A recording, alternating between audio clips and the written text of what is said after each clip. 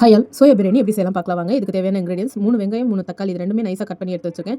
ஒரு கைப்பிடி புதினா, கொத்தமல்லி தழை, அப்புறம் 2 ஸ்பூன் இஞ்சி பூண்டு பேஸ்ட். பாஸ்மதி ரைஸில் தான் நம்ம இன்னைக்கு பிரியாணி பண்ண போகிறோம். இதுக்கு வந்து நான் 2 கிளாஸ் அளவுக்கு பாஸ்மதி ரைஸ் எடுத்து வாஷ் பண்ணி ஒரு ½ hour அளவுக்கு ஊற வச்சு எடுத்துக்கிறேன் நான்.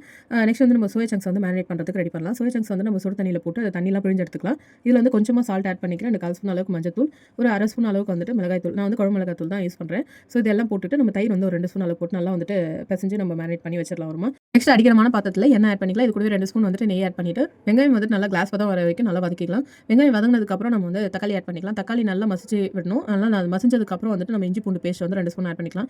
ஸோ இது எல்லாம் மிக்ஸ் ஆனதுக்கப்புறம் நான் வந்துட்டு ஒரு பச்சை மிளகாய் மட்டும் ஆட் பண்ணிக்கிறேன். இது கூடவே இதெல்லாம் வதங்கினதுக்கப்புறம் வந்துட்டு தேவையான அளவு உப்பு ஆட் பண்ணிட்டு 1/4 ஸ்பூன் அளவுக்கு வந்துட்டு நான் குழம்பு மிளகாய் தூள் ஆட் பண்ணிக்கிறேன். அண்ட் இது கூடவே 1 ஸ்பூன் அளவுக்கு அந்த பிரியாணி மசாலா வந்துட்டு ஆட் பண்ணிக்கிறேன். பிரியாணி மசாலா நம்ம வீட்டிலே வந்து ரெடி பண்ணுது. அது எப்படி செய்யணும் அப்படிங்கிறத வந்துட்டு நான் வீடியோ வந்து கமெண்ட்ல பின் பண்ணுறேன் அண்ட் டிஸ்கிரிப்ஷன்லையும் கொடுக்குறேன், செக் பண்ணிக்கோங்க. நெக்ஸ்ட் நம்ம மேரினேட் பண்ணி வச்சிருக்க சோயா அது கூடவே ஆட் பண்ணிட்டு புதினா கொத்தமல்லி இதில் ஆட் பண்ணி நல்லா வதங்கினதுக்கப்புறம் நம்ம வந்து தண்ணி ஆட் பண்ண போகிறோம். தண்ணி 1:2 ரேஷியோ. தண்ணி கொதி வந்ததுக்கப்புறம் நம்ம அரிசி இதில் ஆட் பண்ணிட்டு தம் போட்டுடலாம். அவ்வளோதான். நம்ம 20 மினிட்ஸ் அளவுக்கு சிம்மில் வச்சு தம் போட்டோம்னா நம்மளோட பிரியாணி பொல பொலன்னு ரெடி ஆகிடும். ட்ரை பண்ணி பாருங்கள். தேங்க்ஸ் ஃபார் வாட்சிங்.